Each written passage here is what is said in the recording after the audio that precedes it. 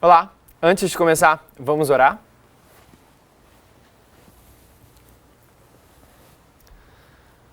Pai amado, agradecemos a oportunidade de poder abrir a sua palavra em liberdade e poder entender e poder estudar o que o Senhor tem para nós, Pai. Pedimos o seu Santo Espírito, que o Senhor derrame a chuva serôdia sobre nós e assim para que nós possamos compreender corretamente o que o Senhor tem para nós, Pai. Que nós possamos entender essa mensagem linha sobre linha e que isso possa não apenas trazer uma compreensão intelectual, mas que essa mensagem possa confrontar os defeitos de caráter e aquilo que precisa ser mudado na nossa vida, Pai. Para que através do contemplado da Tua Palavra a gente seja transformado. Esteja conosco agora, seja com cada um que está assistindo esse vídeo, e esteja especialmente também comigo para que eu possa falar as Tuas palavras e que elas possam ser claras para cada um que assistir. Em nome de Cristo Jesus. Amém. Hoje a gente vai estar estudando um pouco sobre linha sobre linha. A gente vai ver 3 histórias da profecia bíblica e nessas 3 histórias a gente vai ver como que a obra de Deus na Terra apresenta século após século uma surpreendente semelhança em todos os grandes movimentos reformatórios. Para a gente começar, gostaria que a gente abrisse lá em Isaías 46, no verso 9 e 10. Vamos abrir rapidamente Isaías 46, verso 9 e 10. Tem um vídeo aqui no canal do Livrinho que você pode encontrar e fala, o título é bem assim, Como foi nos dias de Noé, ok? Você pode achar esse vídeo, lá tem vários textos, você pode baixar o PDF, onde a irmã te deixa claro que a história se repete. Que a história de Daniel se repete, a história de Israel antigo se repete, a história de Israel moderno se repete, okay? A história de Noé se repete, a história de Cristo, o fim de Israel antigo se repete. Então assim, tem vários textos que a irmã te deixa claro. Esté, ok? Neemias. Então nesse vídeo você pode encontrar várias citações, a irmã te deixa claro que a história se repete. E hoje a gente vai ver um pouco mais disso na prática, ok? Mas lá em Isaías 46, verso 8, a partir do verso 8 diz: Lembrai-vos disso e considerai, trazei à memória, ó prevaricadores. Verso 9: Lembrai-vos das coisas passadas desde a antiguidade, que eu sou Deus e não há outro Deus, não há outro semelhante a mim, que anuncio o fim desde o princípio e desde a antiguidade as coisas que ainda não sucederam, que digo, o meu conselho será firme e farei toda a minha vontade. Então aqui a gente vê o Deus que ilustra o fim desde o princípio. E hoje a gente vai entender um pouco mais esse Deus maravilhoso. O Deus que ilustra o fim dos tempos baseado naquilo que Ele deixou registrado no passado. Ele é o único Deus que pode fazer isso. E se você for para Isaías 44, a partir do verso 14...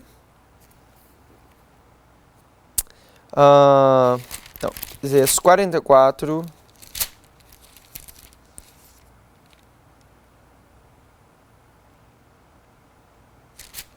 Perdão, Isaías 41. A partir do verso 21. Diz: Apresentai a vossa demanda, diz o Senhor. Trazei as vossas firmes razões, diz o rei de Jacó. Deus aqui está desafiando os outros deuses, e olha só o que ele vai dizer: tragam e anunciem-nos as coisas que hão de acontecer, anunciai-nos as coisas passadas, para que atentamos para elas, e saibamos o fim delas, ou fazei-nos ouvir as coisas futuras. Anunciai-as as coisas que hão de vir, para que saibamos que sois deuses. Então aqui o Deus eterno está desafiando os falsos deuses, e ele está dizendo bem assim, se você é Deus, anuncia, ele fala bem assim, anuncia as coisas que hão de acontecer no futuro, baseado nas coisas que aconteceram no passado. Se você é um Deus verdadeiro, anuncie o fim desde o princípio. E Deus faz esse desafio, porque Ele sabe que só Ele pode fazer isso. Porque Ele é o Deus eterno. Deus, Ele é o único que pode anunciar o fim desde o princípio, ok? E isso que a gente vai ver hoje na prática. E é maravilhoso a gente conhecer esse Deus. Então ele diz, anunciai as coisas que ainda hão de vir, para que saibamos que sois deuses. Ou fazei bem ou fazei mal, para que nos assombremos e juntamente o vejamos. Eis que sois menos do que nada, e a vossa obra é menos do que nada. A abominação é quem vos escolhe. Ok? Então a gente vê aqui que esses outros deuses são falsos, porque eles não conseguem anunciar o fim desde um princípio. Verso 22, você pode ler com mais calma, ele diz, anunciai-nos as coisas passadas, para que atentemos para elas e saibamos o fim delas. Ou seja, os outros deuses não podem fazer isso, mas hoje a gente vai ver o Deus que através das coisas passadas, da luz antiga, de como Deus guiou o seu povo no passado, a gente vai entender o que vai acontecer no futuro, porque a gente não tem nada a temer quanto ao futuro, a menos que nos esqueçamos como o Senhor nos guiou no passado, ok? O Senhor, Deus não muda, por isso vós, os filhos de Jacó, não sois consumidos, ok? Se você for para Eclesiastes 3...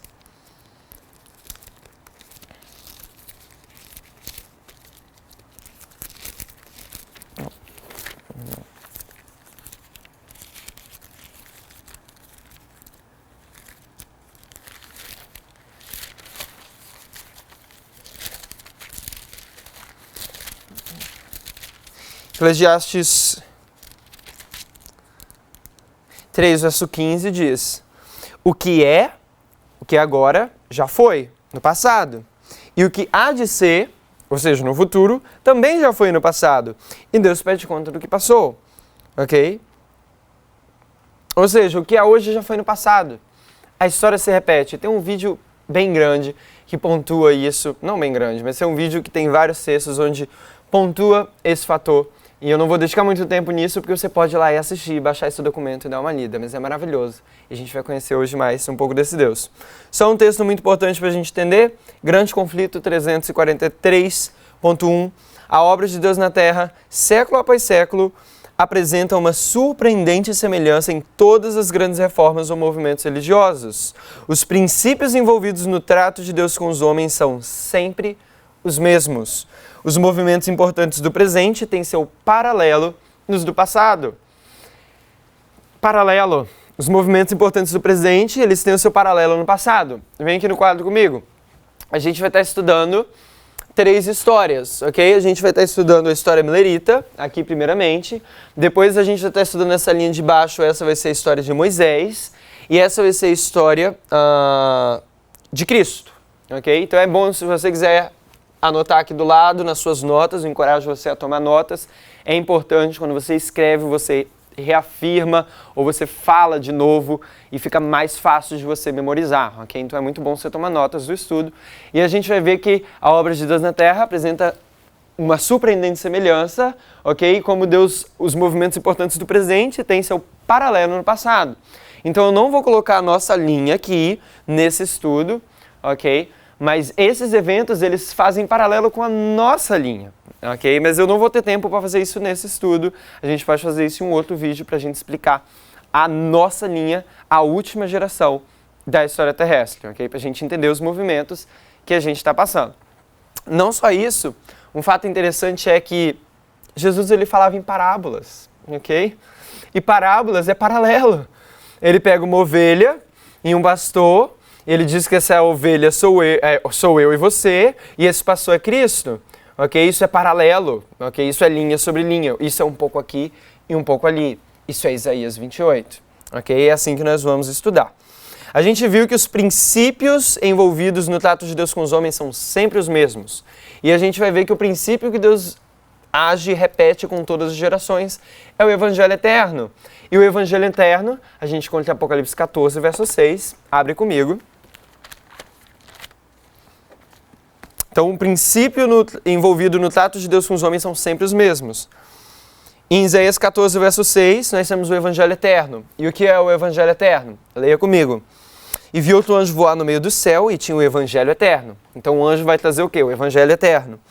Para proclamar os que habitam sobre a terra e a toda nação e tribo, língua e povo. Então, ele vai proclamar o evangelho eterno. E aí no verso 7 diz, dizendo com grande voz, temei a Deus e dai-lhe glória, porque é vinda a hora do seu juízo, e adorai aquele que fez o céu, a terra e o mar e a fonte das águas. Ok? Então aqui nós temos o evangelho eterno. E o que é o evangelho eterno? São as 3 mensagens angélicas, ok? Essa daqui é a primeira mensagem angélica. No verso 8 você tem a segunda, e a partir do verso 9 você tem a terceira mensagem angélica. Então o evangelho eterno são as 3 mensagens angélicas. E como o nome já diz, é o evangelho eterno. Por que eterno? Porque sempre existiu, sempre vai existir. É eterno. E aí, Moed tem um texto, se não me engano, é Mensagens Escolhidas 2:105, não tenho certeza. Posso procurar aqui e achar para vocês. Tenho quase certeza que é isso. Mensagens Escolhidas 2:105.2 ou 106, onde a Moed ela vai dizer que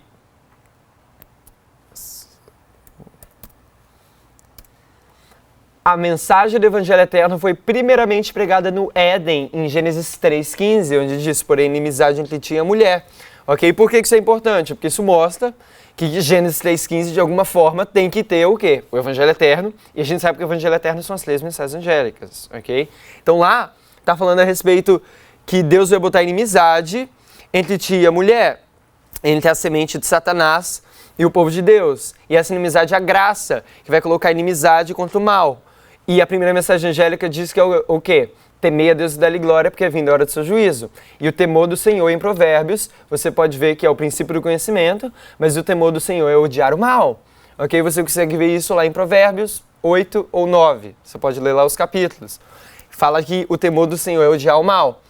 E em Gênesis 3:15, você encontra a graça, que é essa inimizade, que é esse ódio contra o mal, que é colocado entre aqueles que querem receber a graça, entre a semente da mulher, a igreja de Deus, e a serpente. Então essa inimizade, essa graça, é colocada de forma que você odeia o mal. E isso é o temor do Senhor. E isso é a primeira mensagem angélica. Temei a Deus e dê-lhe glória, porque é vinda a hora do seu juízo. Me perdoe se eu fui rápido demais, ok? A única coisa que eu quero que você pegue, se você não conseguiu seguir até aqui, é que a primeira mensagem angélica, as 3 mensagens angélicas, elas são o Evangelho Eterno. E essa mensagem, ela foi proclamada primeiramente no Éden, em Gênesis 3:15, e você pode achar isso em Mensagens Escolhidas, volume 2, página 106.2, ok? A irmã vai dizer isso. A mensagem proclamada pelo anjo voando no meio do céu é o Evangelho Eterno, o mesmo Evangelho que foi declarado no Éden quando o Senhor disse à serpente, porém inimizade entre ti e a mulher, ok? Gênesis 3:15. Então isso você consegue ver lá. Ok? Por que isso é importante pra gente? Vamos aqui para o quadro. Essa daqui é a história milerita. Vou colocar aqui história milerita. Ela vai seguir como base para a gente conseguir colocar as outras histórias. E o motivo que a gente está fazendo isso é porque a gente está indo pelo princípio do trato de Deus com os homens. E esse Evangelho Eterno, ok?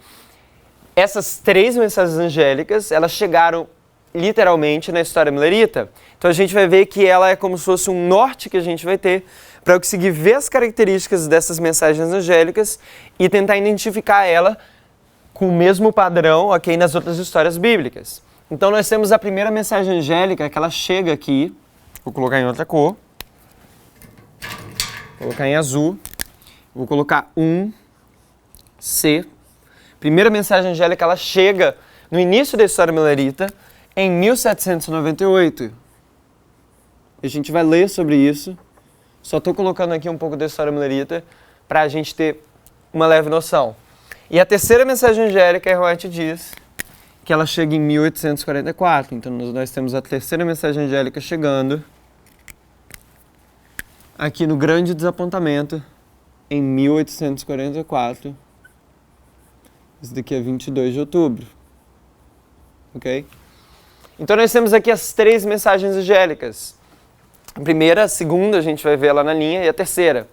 E se isso é o Evangelho Eterno, quer dizer que isso é repetido em todas as histórias, porque o trato de Deus com os homens são sempre os mesmos. E o Evangelho é eterno, ok?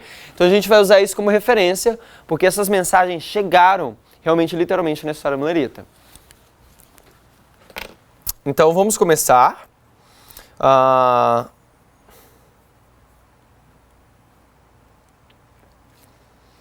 ler apenas mais um texto. Esse texto está em o livro Spiritual Gifts, volume 1, está em inglês, ok? 168.2. Se não me engano, esse texto também está em Primeiros Escritos, mas eu não tenho a referência aqui agora. Olha o que a irmã vai me dizer. Vai dizer pra gente. Vi que um grupo permanecia bem guardado e firme, não daria nenhuma atenção aos que faziam vacilar a estabelecida fé do corpo. Deus olhou com eles com aprovação. Foi-me mostrado 3 passos, ou 3 degraus. 1, 2, 3, as mensagens do primeiro, segundo e terceiro anjos. Okay? Então, esses são os 3 passos que a gente tem que passar. Disse o anjo, ai de quem moveu um bloco ou mexeu um alfinete dessas mensagens. A verdadeira compreensão dessas mensagens é de importância vital. A gente precisa entender as 3 mensagens angélicas, porque eu não sei, algo vital é porque é algo de quê? Que está lidando com a sua vida ou morte, ok? Vida ou morte, de vital importância. O destino das pessoas depende da maneira em que são recebidos. Foi novamente levado por essas mensagens e vi quão caro o povo de Deus tinha comprado sua experiência. Ela havia sido obtida através de muito sofrimento e conflito grave. Passo a passo, Deus lhes trouxe até que tinha colocado sobre uma plataforma sólida, inamovível, ok? Então a gente não vai... Só mais um texto, a parábola de Jesus, página 65.5. Olha esse texto. O significado da dispensação judaica não é ainda plenamente compreendido. Profundas e vastas verdades são prefiguradas em seus ritos e símbolos. O Evangelho é a chave que desvenda seus mistérios. Ok? Então a gente está usando o Evangelho eterno e a chave que desvenda os mistérios. Pelo conhecimento do plano da salvação, as 3 mensagens angélicas fazem parte do plano da salvação. Ok? Suas verdades abrir-se-nos-ão ao entendimento. Muito mais do que fazemos, temos o privilégio de compreender esses maravilhosos temas. Maravilhoso. Ok? A gente vai ver cada ponto desse e a gente vai ver que é incrível que Deus deixou essa Bíblia inteira, cheia de histórias. E a gente pode ir através dessas histórias e poder identificar o trato de Deus com os homens. E a gente não tem medo do que vai vir no futuro, porque a gente sabe que como Deus guiou no passado, Ele vai estar guiando a gente. Mas se a gente não sabe o que vem pela frente, o que vai acontecer? Ok? Isaías 8 diz que as andorinhas, elas conhecem os seus tempos determinados, mas o meu povo não conhece o tempo da sua visitação. A gente precisa conhecer e entender o tempo que a gente está vivendo. Porque se você não entende o tempo que você está vivendo, você não vai fazer a obra que é requerida você fazer nesse tempo. Ok? Então a gente é requerido entender o tempo que a gente está vivendo. E a Bíblia pede isso. Então tá, vamos começar aqui na história milerita. Antes de cada movimento reformatório, a gente vai perceber que é seguido por um período de trevas, ok? E esse período de trevas, na história milerita, eu vou colocar aqui trevas ou cativeiro, vou colocar trevas.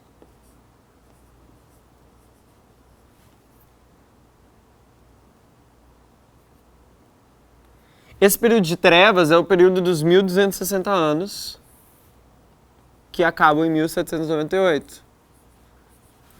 Se você não sabe o que é os 1260 anos, você pode ir no vídeo de Apocalipse 17, ok? Aqui no canal do Livrinho, e lá vai ser tratado esse tema dos 1260 anos, ok? Mas esse 1260 anos é um período de perseguição papal. E é o período também chamado do quê? Da Idade Escura, ok? E esse período acaba em 1798, quando o papado recebe a ferida mortal.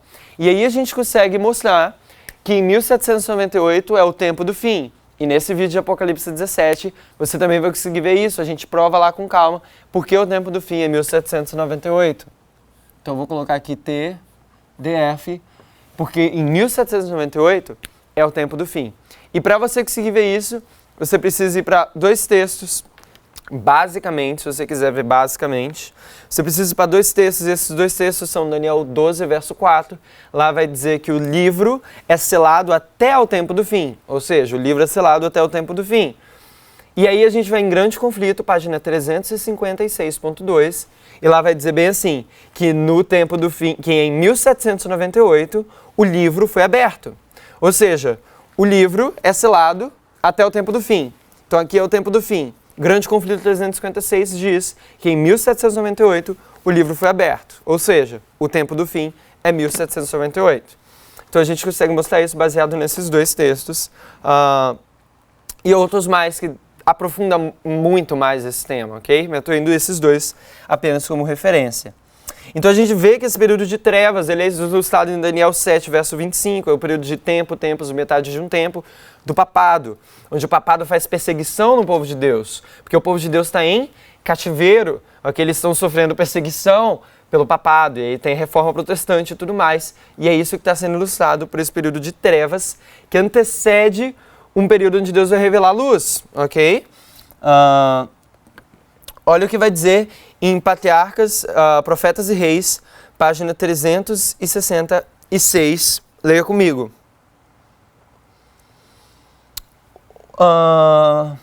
Hoje a Igreja de Deus é livre para levar a êxito o plano divino para a salvação da raça humana, de uma raça perdida. Eu vou ir um pouco mais embaixo do parágrafo, diz: as trevas do erro e da superstição ameaçavam obliterar o conhecimento da verdadeira religião. A Igreja de Deus na Terra esteve tão verdadeiramente em cativeiro durante esse longo período de feroz perseguição, como estiveram os filhos de Israel em Babilônia durante o período do exílio. Então aqui a irmã White usa as trevas do erro e da superstição durante esse longo período de perseguição, obliterava qual é a palavra que ela usa aqui?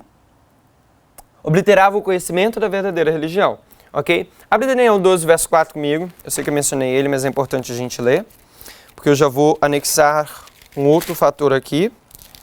Olha o que Daniel 12, verso 4 vai falar. E tu, Daniel, encerra essas palavras e sela este livro. Então o livro de Daniel vai ser selado, ok? Até o tempo do fim. Muitos correrão de uma parte para outra e o conhecimento se multiplicará. Olha aqui, o livro de Daniel está selado até o tempo do fim. No tempo do fim, o que vai acontecer?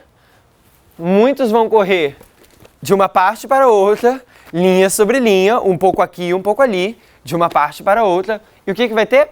E o conhecimento se multiplicará. Você vê que no tempo do fim, você vê um aumento de conhecimento. Eu vou colocar aqui AC. Um aumento de conhecimento. Então o povo está em trevas, o povo está em escuridão, nesse período de perseguição dos 1260 anos, e aí temos o tempo do fim. No tempo do fim se cumpre essa profecia dos 1260 anos, e aí a partir daqui nós temos um aumento de conhecimento. Pensa na criação. A criação você tem o quê? O mundo está escuro, trevas, e aí Deus diz, haja luz, ok? Conseguem ver essa lógica? Então a gente vê essa lógica, esse padrão, e a gente vai ver esse padrão sendo repetido nas outras histórias. Mas um ponto importante não vai ser exatamente a mesma coisa, porque não vai ser o papado aqui perseguindo o povo de Deus. Então a gente tem que entender os símbolos e o que ele representa para nós hoje, para a gente fazer a correta aplicação, ok? Então, todas as linhas daqui são histórias diferentes, ok? Mas essas histórias, elas mostram o mesmo padrão, ok? Quando você vê um ser humano hoje, você vê o quê? O ser humano que tem uma cabeça, 2 braços, 2 pernas, andam, ok? Assim, se não tem deficiências, né? Então mas você olha e você pode falar o quê? É um ser humano, é uma pessoa. Mas mesmo assim, cada indivíduo é diferente, no sentido que eles têm suas particularidades, eles têm suas coisas que fazem eles únicos, mas eles seguem o mesmo padrão. 2 olhos, um nariz, uma boca, ok? Então a gente vai ver que o padrão se repete, por mais que cada história tenha a sua própria, qual a palavra que eu posso usar? Sua própria singularidade, sua própria característica, ok? Então a gente vai ver que a história se repete, o padrão se repete, e é maravilhoso ver isso. Então a gente vê que o povo está em trevas aqui nesse período dos mileritas, dos 1260 anos, ok? Agora a gente vai para a história de Moisés, ok? Eu peço que você abra comigo em Atos 7, no versos 6 e 7. Atos 7, versos 6 e 7. Eu vou colocar aqui Profetas e Reis, página 366. Vou colocar em outra cor, em marrom. Profetas e Reis, 366. É onde a irmã White fala que esse período aqui é o período de trevas, ok?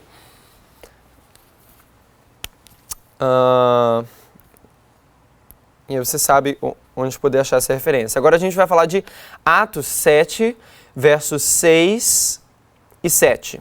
Lá diz: E falou Moisés que a sua descendência seria peregrina em terra alheia e a sujeitariam à escravidão e maltratariam por 400 anos. E eu julgarei a nação que os tiver escravizado, disse Deus, e depois disso sairão e me servirão nesse lugar. Então a gente viu que aqui na história lerita, eu vou colocar aqui Moisés, eu vou colocar um outro M aqui, mas vou colocar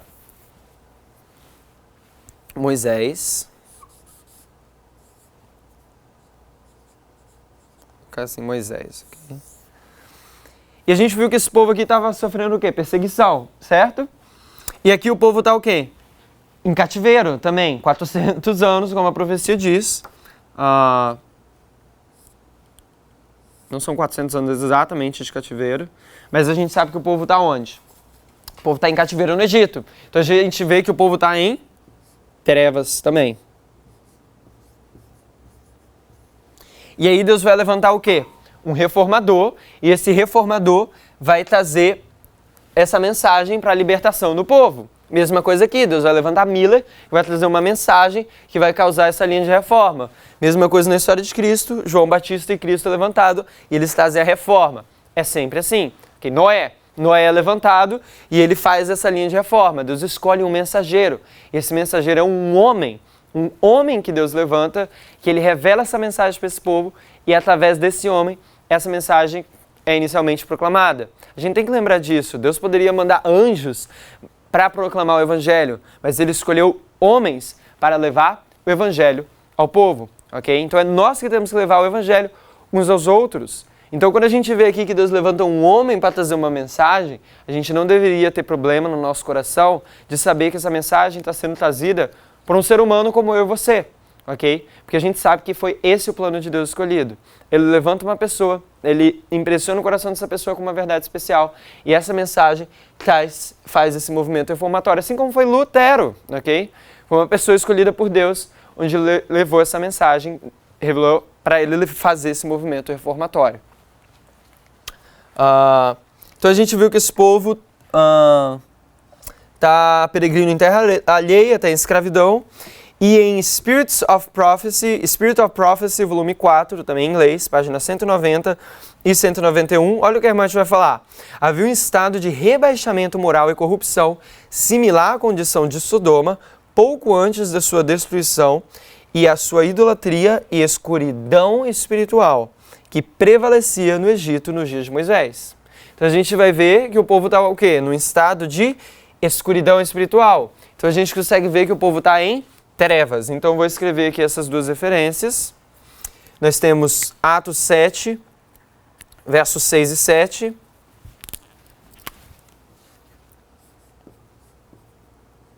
Atos 7,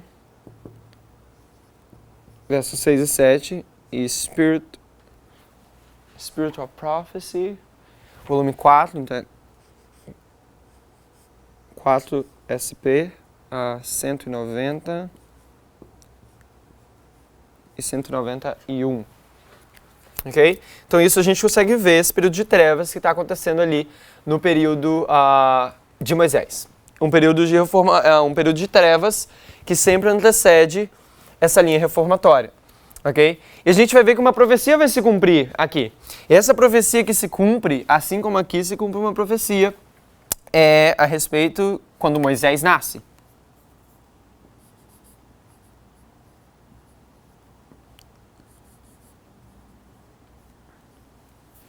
E a gente vai entender um pouco mais sobre isso. A gente vai falar um pouco mais daqui a pouco. Vamos falar um pouco agora da linha de Jesus. A gente está indo paralelo, ok? Será que na época de Cristo ele estava vivendo em um período de trevas antes de começar o movimento reformatório? Vamos ver. Vamos para Lucas 1, 79. Aqui está falando de João Batista e diz: para iluminar aos que estão assentados em trevas e na sombra da morte, a fim de dirigir os nossos pés pelo caminho da paz, o menino crescia e se robustecia em espírito e esteve nos desertos até o dia em que havia de mostrar-se em Israel. Ok? E a gente sabe que Jesus também, a gente pode ir para Isaías 9, verso 2.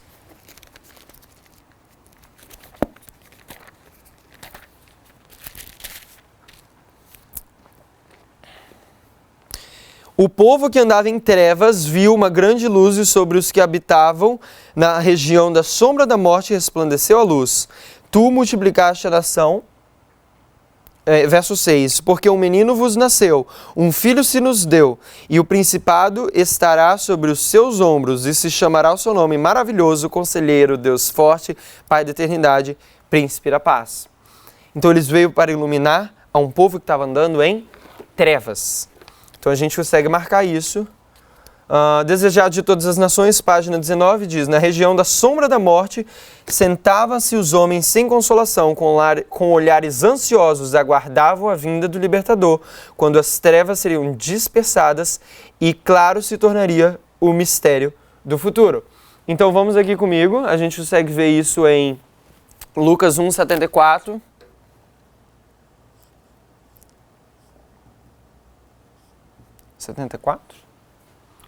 Lucas 1, 79. Lucas 1, 79. Ok. E Isaías, qual verso? Isaías 9, verso 2 e 6. O povo aqui na época de Jesus e João Batista, eu vou colocar um J, ok? Está vivendo em trevas. Então a gente sempre vê que tem um período de trevas que antecede um movimento reformatório. Conseguimos ver isso? E aqui, assim como nasce Moisés, aqui vai nascer quem? Jesus. Eu vou colocar Jesus e João Batista. Jesus.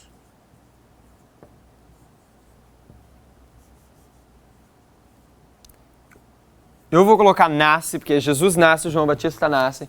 Tem 6 meses de diferença entre eles dois.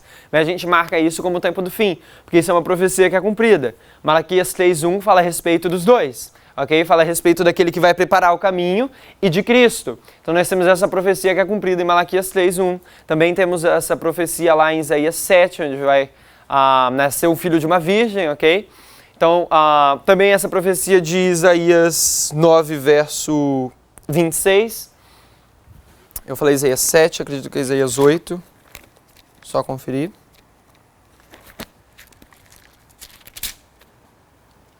Isaías 7, verso 14, ok? Portanto, o mesmo Deus vos dará um sinal, eis que a virgem conceberá e dará à luz um filho, chamará o seu nome Emanuel. Então, nós vemos que aqui Moisés nasce. Isso marca o tempo do fim pra gente, porque é o cumprimento de uma profecia. Em 1798 é um cumprimento de uma profecia. E aqui a gente marca Jesus nascendo como um cumprimento de uma profecia. É interessante o fato que a gente vê uma controvérsia. Aqui o papado recebe a ferida mortal.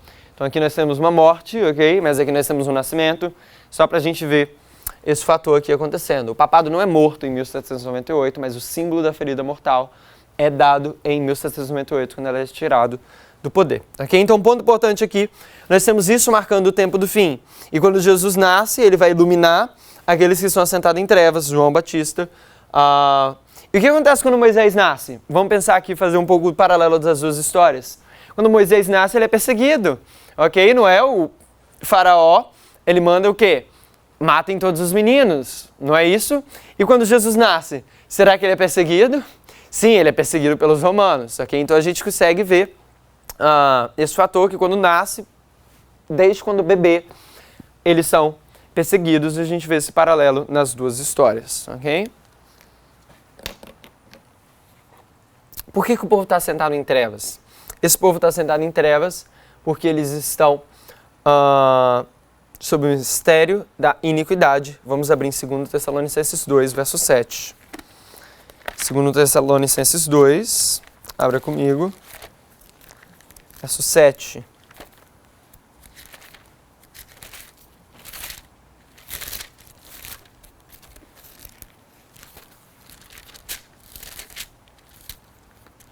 Diz bem assim: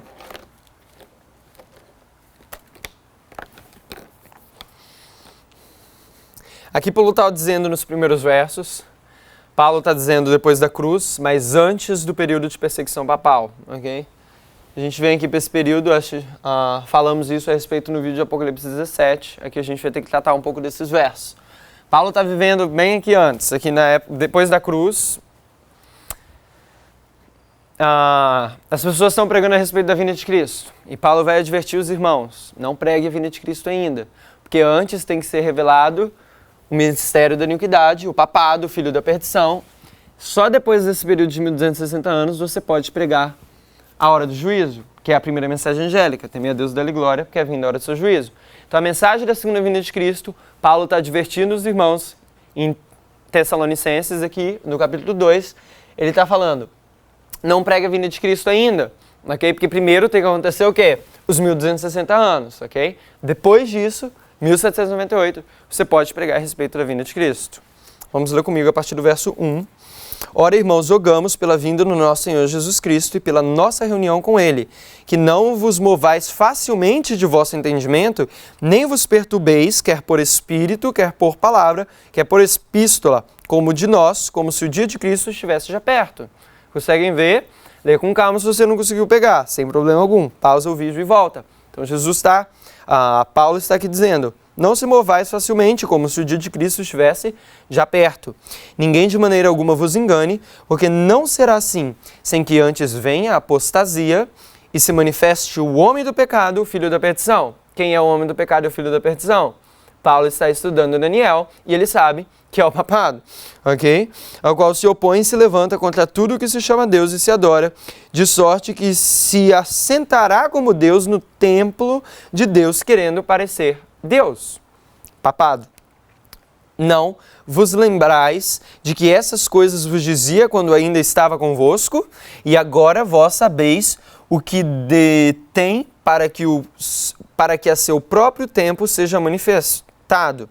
Porque já o ministério da justiça opera. Somente há um que agora o retém, até que do meio seja tirado. Então eles estão aqui com o mistério da injustiça que está operando. Ok? Ou o mistério da iniquidade. Vamos para o grande conflito, página 49. Mesmo naqueles primeiros tempos, viu ele insinuando-se na igreja erros que preparariam um caminho para o desenvolvimento do papado.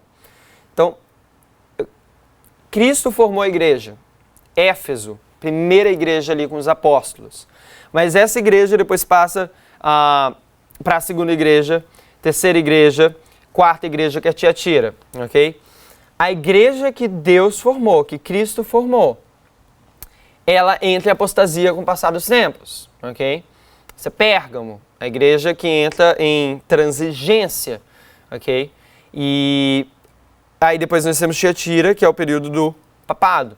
A igreja que Deus formou entra em apostasia e a partir dela forma a igreja romana. É isso que está acontecendo. É o mistério da iniquidade. Grande conflito 49.1. Mesmo naqueles primeiros tempos, viu ele insinuando-se na igreja erros que preparariam o caminho para o desenvolvimento do papado. Deus formou a igreja de Éfeso, ok?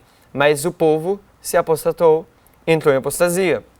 A gente vê que isso está acontecendo e isso vai dar o fim na igreja romana, ok? Católica romana.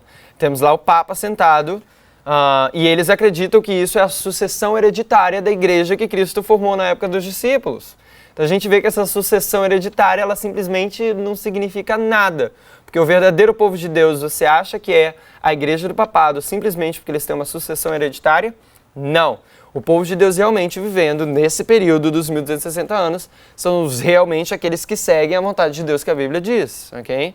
Então não é porque eles são a sucessão eclesiástica que acontece que eles são o povo de Deus. Porque Paulo viu que desde o início insinuava-se erros que preparariam o caminho para o desenvolvimento do papado.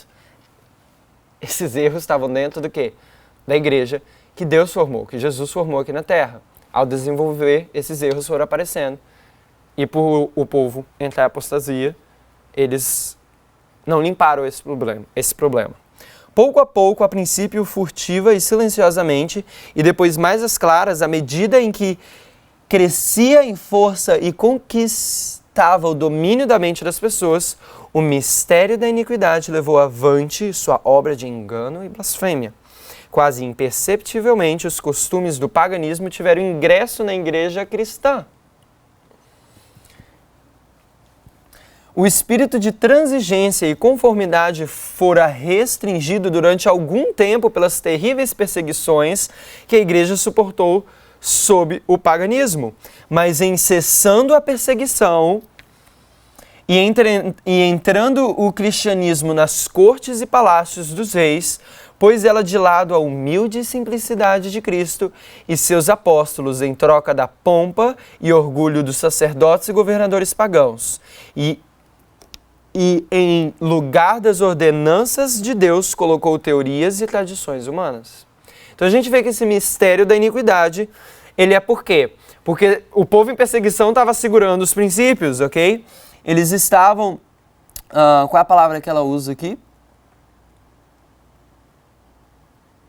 O espírito de transigência e conformidade foi restringido durante a perseguição. Mas cessando a perseguição, tudo começou a se afrouxar. E aí, essa mensagem entrando nos palácios e tudo mais, deu lugar, trocou ordenanças de Deus por teorias e tradições humanas. Isso é algo a se pensar.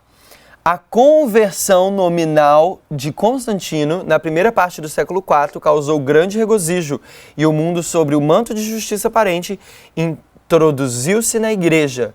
Progredia rapidamente a obra de corrupção. O paganismo, conquanto parecesse suplantado, tornou-se o vencedor. Seu espírito dominava a igreja, suas doutrinas, cerimônias e superstições incorporavam-se à fé e culto dos professos seguidores de Cristo. Grande conflito 311.4. O profeta contempla um anjo voando pelo meio do céu, tendo o evangelho eterno para proclamar aos que habitam sobre a terra. E a toda nação e a tribo, língua e povo, dizendo com grande voz: Temei a Deus e dá-lhe glória, porque é vindo a hora do seu juízo, e adorai o que fez o céu e a terra e o mar e a fonte das águas. Próxima página, 312.3. Não foram os ilustrados teólogos que tiveram compreensão desta verdade e se empenharam em proclamá-la. Houvessem eles sido vigias fiéis, pesquisando as Escrituras com diligência e oração, e teriam conhecido o tempo da noite. As profecias ter-lhes-iam patenteado os acontecimentos prestes a ocorrer. Eles, porém, não assumiram tal atitude, e a mensagem foi confiada a homens mais humildes. Okay? Então a gente vê aqui a situação que está acontecendo na história milerita, nesse povo, quando é pregada a primeira mensagem angélica. Não é levada para os líderes, ok? É levada às pessoas mais humildes.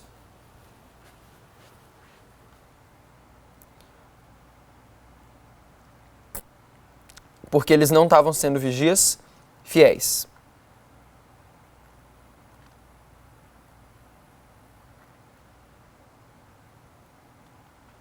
No mesmo parágrafo, quem quer que esteja com singeleza de propósito, procurando fazer a vontade de Deus, atendendo fervorosamente à luz já dada, receberá maior luz. Será enviada àquela alma alguma estrela de fulgor celestial para guiá-la em toda a verdade.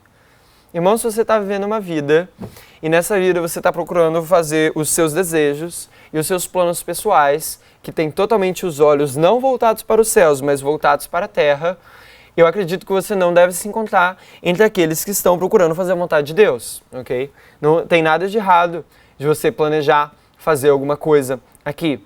Mas se o foco da sua vida é essa terra, alguma coisa está errada. Então aqui a Bíblia é clara que Deus revela luz para aqueles que estão procurando fazer a vontade de Deus. Eu acredito que se você está assistindo esse vídeo, é porque você deve estar fazendo isso. Você está procurando a vontade de Deus, ok? Com singeleza de propósito.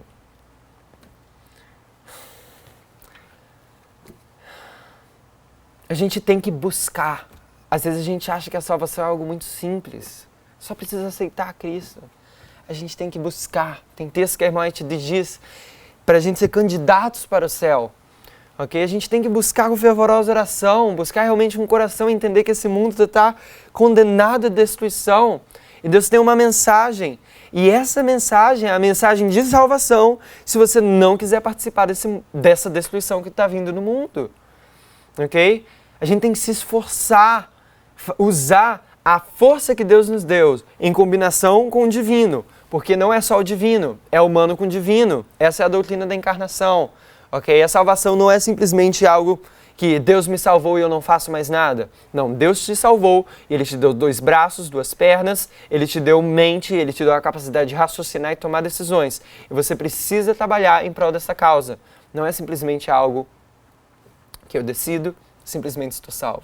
Sem Cristo é impossível você ter a salvação. Mas Cristo, apenas, sem você fazer nada, você não pode fazer salvo. Você não vai ser salvo, ok? Por que eu digo isso? Se apenas a morte de Cristo foi suficiente para a salvação e eu não preciso fazer nada, por que então vai ter um inferno? Todos estão salvos. O mundo inteiro está salvo, não precisamos pregar o Evangelho. Cristo já morreu por nós.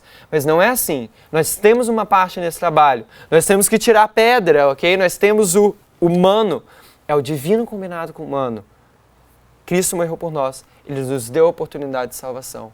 Mas agora você tem a sua parte de fazer isso. Você tem que se esforçar para fazer o trabalho mais diligente que você pode. Estudando e levando essa mensagem de salvação. A mensagem linha sobre linha, que é a mensagem da chuva serôdia. Vamos para o tempo de Moisés. Cristo triunfante, página 115. Você pode anotar essas referências, ok? Aqui embaixo nas suas notas. O que eu li a respeito do Ministério da Iniquidade. Você pode anotar aqui, eu não tenho muito espaço no quadro. Vou tentar deixar o mais limpo possível. É importante você anotar essas referências. Cristo triunfante, página 115, diz: o Senhor permitiu que seu povo Israel fosse escravo no Egito porque não andaram em seus caminhos, mas o desonraram por suas contínuas transgressões. Lá, submetidos à opressão e dura servidão, não podiam guardar o sábado de Deus e por sua prolongada convivência com uma nação de idólatras, tornou-se confusas e corrupta a sua fé. A associação com os ímpios incrédulos exercer a mesma influência sobre aqueles que creem na verdade presente. A menos que mantenham o Senhor sempre diante de si, para que seu espírito lhe seja escudo. Irmãos, a história da Bíblia é sempre, Deus escolhe um povo. Ele manda uma mensagem para esse povo. E esse povo escolhido que Deus formou, que Ele escolheu o seu coração, a menina dos olhos de Deus, esse povo entra em apostasia. E aí Deus vem e tem que trazer o movimento de reforma, ok? A mesma coisa que está acontecendo aqui com o povo, por isso que eles estão em cativeiro, porque eles estavam o quê? Eles estavam em cativeiro porque não andaram nos seus caminhos, ok? E a gente vê que aqui, por uma prolongada convivência com uma nação de idólatras, tornou-se confusa e corrupta a sua fé. Na história de Moisés, nós vemos o mistério da iniquidade operando, ok? Nós vemos essa mistura de verdade com erro, como foi no período dos 1260 anos, ok? Em lugar das ordenanças de Deus, colocou teorias e tradições humanas. Mistura de verdade com erro. Isso é o mistério da iniquidade. Vamos para a época de Cristo agora, a época de Jesus. Falamos aqui mistura de verdade com erro, tradições humanas colocadas em vez das ordenanças de Deus. Vimos aqui a mistura do povo com uma nação idólatra, ficou confusa a fé, mistura de verdade com erro. E agora nós vamos ver na época de Cristo. O que aconteceu? Como que a gente consegue identificar o mistério da iniquidade operando lá no povo de Deus, ok? Página 40, Desejados de todas as nações. Ao tempo de Cristo, a vila ou cidade que não providenciava quanto à instrução religiosa da mocidade era considerada sob a maldição de Deus. Todavia o ensino se tornara formal. A tradição havia em alto grau sobrepujado as Escrituras. Nós vemos isso no período de treva dos 1260 anos? Sim, nós vemos. Nós temos tradição acima das Escrituras. A verdadeira educação teria levado os homens a que buscassem ao Senhor, se porventura tateando o pudessem achar. Mas os mestres judeus davam atenção a questões cerimoniais. Vemos tradições e cerimônias sendo colocadas acima da palavra de Deus. A mente era sobrecarregada com matéria sem valor para o que a aprendia e que não seria reconhecida na escola superior das cortes do alto. A experiência obtida mediante a aceitação individual da palavra de Deus não tinha lugar no sistema educativo. Absorvido na rotina das coisas exteriores, o estudante não encontrava horas de sossego para estar com Deus. Não lhes escutava a voz falando ao coração. Em sua procura de conhecimento, desviava-se da fonte da sabedoria. Os grandes elementos do serviço de Deus eram negligenciados, obscurecidos os princípios da lei. o que se considerava como educação superior, constituía o maior obstáculo ao verdadeiro desenvolvimento. Sob a influência dos rabis, as faculdades dos jovens eram reprimidas, seu espírito se tornava constrangido e estreito.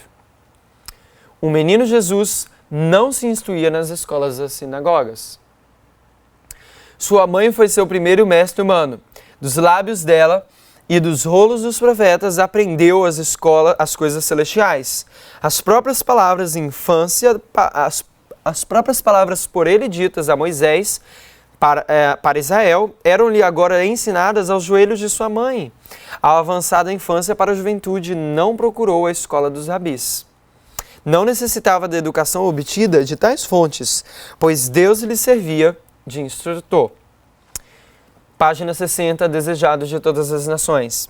Segundo a ordem natural, o filho de Zacarias teria sido educado para o sacerdócio. O filho de Zacarias é João Batista. A educação das escolas dos rabis, no entanto, tê-lo-ia incapacitado para a sua obra.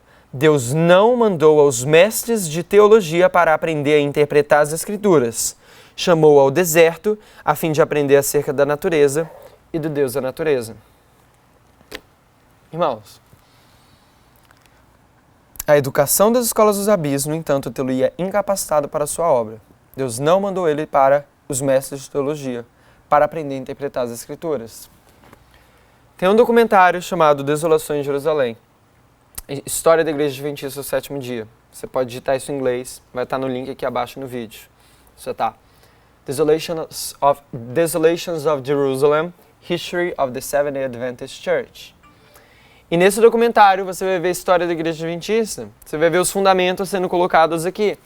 Não só isso, você vai ver como que em 4 gerações o povo de Deus, ele, assim como o povo de Deus no passado, eles entram em associação com as igrejas protestantes, ok, na nossa história, e a gente vê que o método de interpretação bíblica é totalmente mudado, ok? É uma mistura de verdade com erro. E essa mistura de verdade com erro faz com que a educação das escolas dos rabis ou dos mestres de teologia fazem você ser incapaz de interpretar corretamente as Escrituras, porque é uma mistura de verdade com erro. Deus formou o seu povo com uma verdade, ele estabeleceu esse fundamento. E esse fundamento, ele deve ser mantido firme. Por isso que é muito destacado aqui em todos esses vídeos do livrinho. Porque se a gente se afasta desses fundamentos e a gente bebe doutrina, ok, de Babilônia, se a gente bebe doutrina das igrejas protestantes e a gente mistura isso, a gente vai estar incapacitado para a obra que a gente tem que fazer. Então eu recomendo você assistir esse documentário. É um pouco extensivo, mas é muito importante. E a gente vê que a história se repete. A gente vê que o mistério da iniquidade é essa mistura de verdade com erro, de tradições humanas, em vez das ordenanças de Deus. E isso está acontecendo aqui, nesse período, esse período de trevas, que é precedido por um movimento reformatório. E esse movimento reformatório, Deus vai reformar esse povo que está aqui vivendo em trevas, para trazer eles antes do fechamento da porta da graça, para que assim eles possam ser salvos. A história se repete. A gente consegue ver isso linha sobre linha, e vários textos que falam sobre isso. E isso é uma forma que Deus manda para a gente conseguir identificar onde a gente está vivendo e o que a gente tem que fazer. E uma das características que a gente consegue ver é que essa formação das escolas teológicas, elas atrapalham a simples fé bíblica. Se você apresenta isso aqui para um teólogo, se ele tiver humildade de coração, louvado seja o Senhor. Mas a hermenêutica que ele estuda nas histórias teológicas vai dizer que isso daqui é totalmente contrário à metodologia que eles estudam. Que isso daqui não é válido. Que entender a Bíblia linha sobre linha dessa maneira não é correto. É isso que você vai ouvir quando você vai apresentar isso para um teólogo. Ok? Mas nós devemos ter a simplicidade da fé bíblica e conseguir aplicar a Bíblia assim como Miller aplicou, aplicando as 14 regras de Miller, que a irmã White diz que aqueles que estariam proclamando a terceira mensagem angélica estariam proclamando ela, estudando a Bíblia com as 14 regras de Miller, ok? Não sobre essas metodologias de histórico crítico, histórico gramatical crítico das escolas teológicas de hoje.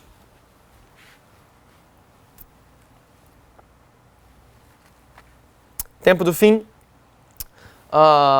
Marcamos aqui que o tempo do fim é 1798.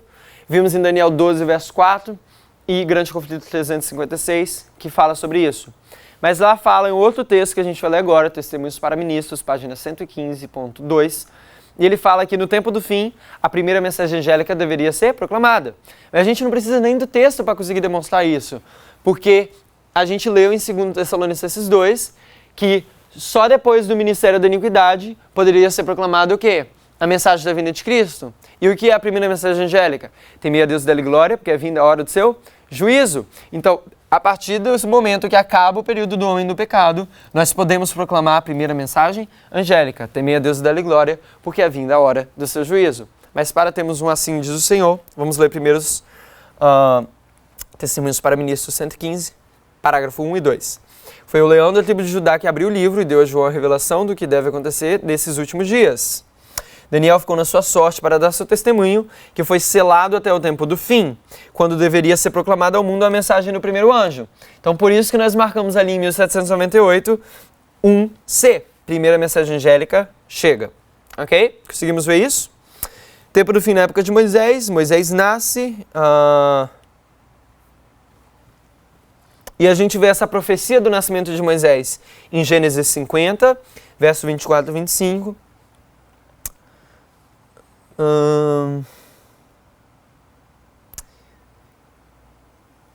E Atos 7, no verso 17 e 21. Eu vou ler Atos 7, verso 17 e 21, diz: aproximando-se, porém, o tempo da promessa de Deus, que Deus tinha feito a Abraão, o povo cresceu e multiplicou-se no Egito. Que promessa? Libertar eles do Egito. Vai vir o libertador e vai tirar eles do Egito. Lá no verso mais para baixo diz: nesse tempo nasceu Moisés, era muito formoso e foi-lhe criado 3 meses em casa de seu pai. Ok? Então a gente vê isso lá. E a gente vê o aumento de conhecimento.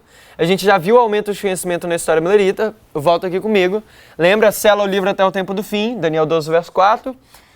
Muitos correrão de uma parte para outra e o conhecimento se multiplicará. Então vou colocar isso ali, só para a gente ter essa referência.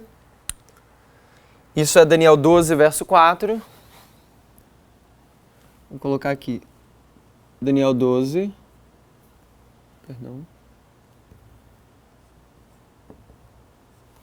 Daniel 12, verso 4. A gente também pode ler Grande Conflito 329. Grande Conflito 329.2. Vamos ler. Eu estou falando agora do aumento de conhecimento. Me perdão se eu perdi você um pouco. A gente está indo ponto por ponto. A gente falou das trevas em cada geração. Agora a gente está falando desse primeiro marco que é o tempo do fim. Vimos o tempo do fim na história milerita e vemos que tem um aumento de conhecimento ali anexado. No tempo do fim vai haver um aumento de conhecimento. Vemos isso em Daniel 12, verso 4. Agora nós vamos ver o que foi esse aumento de conhecimento. E para isso nós vamos ir em Grande Conflito, a página 329.2. Grande Conflito 329.2. A gente vai ver que isso é Miller estudando as profecias. 2 anos dedicar a ele ao estudo da Bíblia, quando em 1818 chegou à solene conclusão de que dentro de 25 anos, aproximadamente, Cristo apareceria para a redenção do seu povo. Ok? Então, aqui diz que esse aumento de conhecimento, se a gente for marcar aqui, em vez de colocar C, eu vou colocar um aumento de conhecimento, foi esses 2 anos de estudo. Em 1818, ele chega à conclusão que em 25 anos mais tarde, aproximadamente Jesus vai voltar, okay? Que vai dar em 1843, quando ele primeiramente entendeu. Mas foi 2 anos de estudo. Esses 2 anos foi de 1816 a 1818. E esse aumento de conhecimento a gente encontra em Daniel 12, verso 4. E esse período de 2 anos a gente encontra em Grande Conflito 329.2.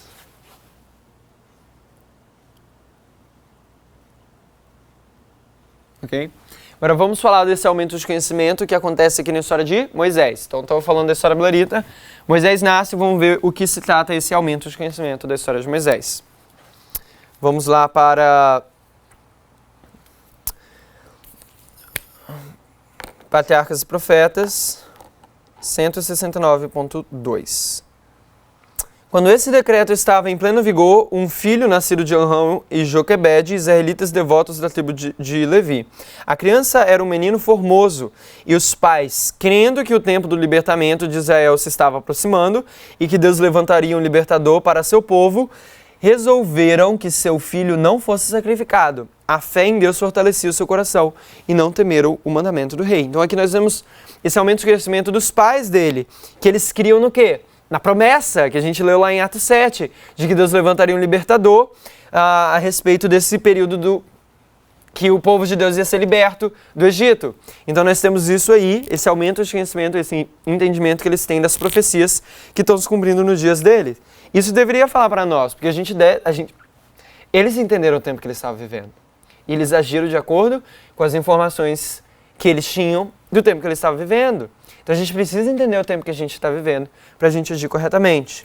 Então isso é para Patriarcas e Profetas 169.2.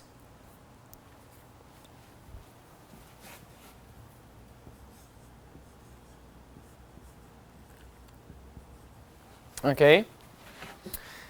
Também 173.4.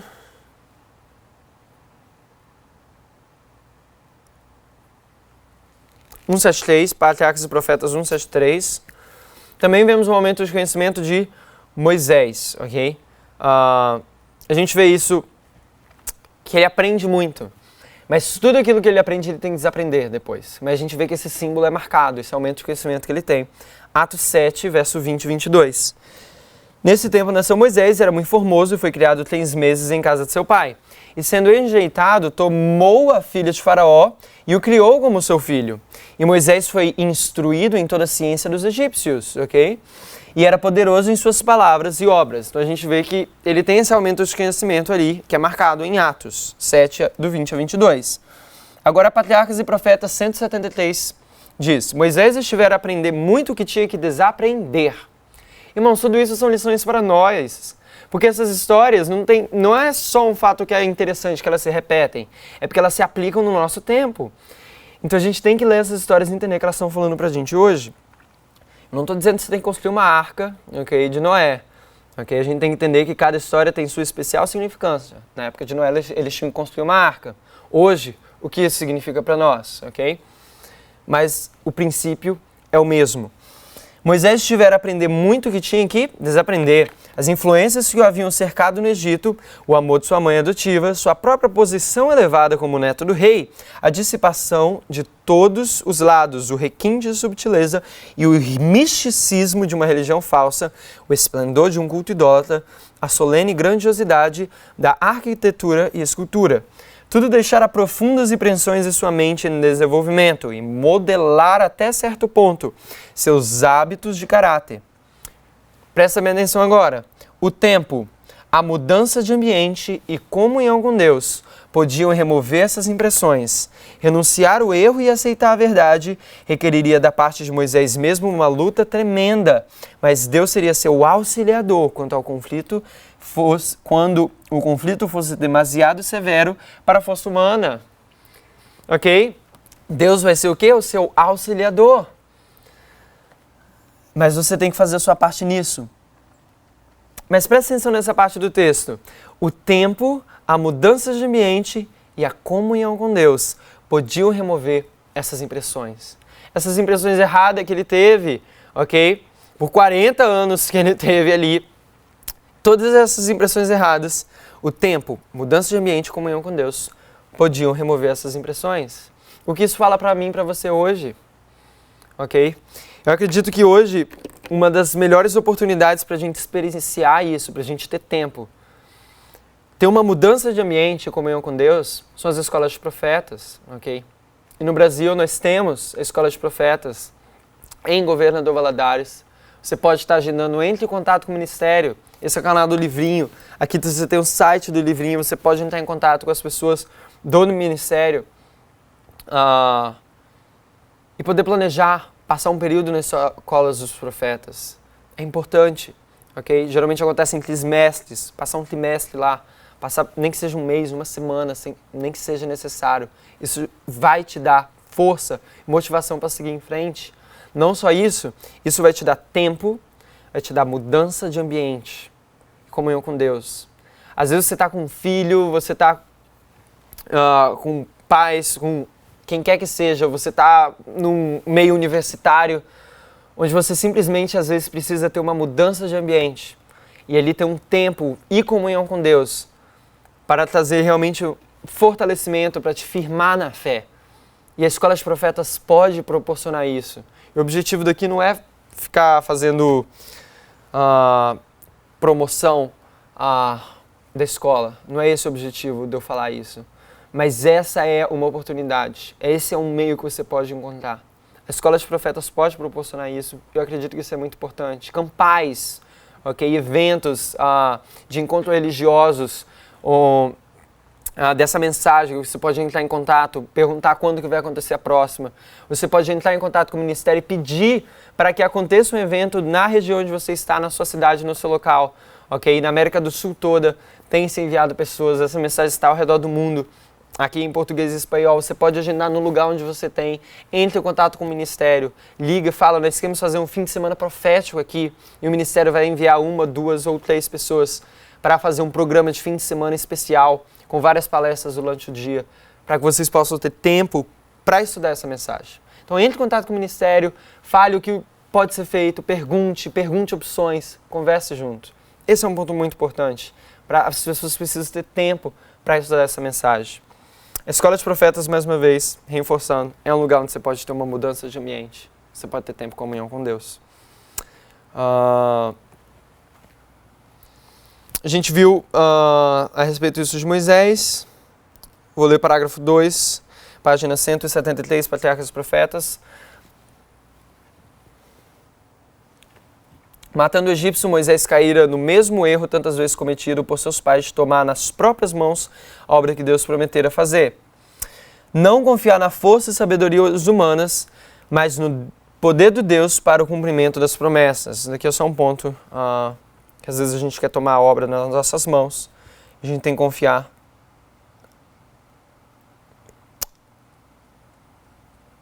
no poder de Deus. Então a gente já está para finalizar, só falar um pouco a respeito do aumento de conhecimento da história de Cristo. Existiam várias pessoas que estavam tendo aumento de conhecimento na história de Cristo.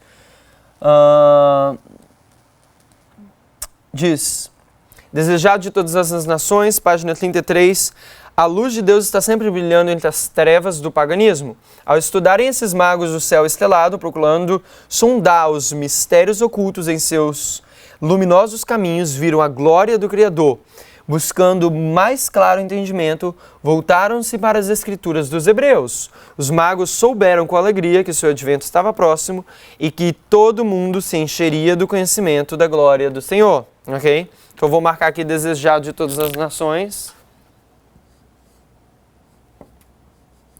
Página 33. Mas a gente sabe que não são só os magos, ok, que estão tendo aumento de conhecimento. A gente pode marcar várias outras coisas, eu acho mais 2, né? Simeão e Ana, ok, os pastores. Então temos aí pessoas que estão entendendo que o quê? Que a profecia está se cumprindo. Eles olham para o tempo que eles estão vivendo e eles entendem o tempo que eles estão vivendo. Eles veem as profecias se cumprindo e isso é marcado como esse aumento de conhecimento que acontece aqui no tempo do fim. Ok? Então tá. Então só uma revisão. Nessa primeira parte a gente viu bastante coisa, mas se a gente olha parece que foi pouco, certo? Então a gente viu que sempre um período reformatório é antecedido por um período de trevas. Temos o tempo no fim marcado que é uma profecia se cumprindo. Nessa profecia existem pessoas que vão ter um aumento de conhecimento em relação a isso, estudando a palavra de Deus. E isso acontece aqui nesse período e depois nós vamos marcar isso. A partir da frente eu acredito que vai ser um pouco mais rápido, esse período introdutório é um pouco mais devagar, mas é muito necessário. O importante é a gente entender o porquê, não simplesmente saber a resposta, certo? Então, a gente vai ter no próximo estudo, a gente vai dar sequência a respeito desse estudo linha sobre linha. Eu espero que você tenha conseguido ver esse paralelo. Eu peço, assista o próximo vídeo, ok? Não deixe para a semana que vem, não deixe... Ok? Se planeje, cumpra o programa que você faz. É muito importante você ver.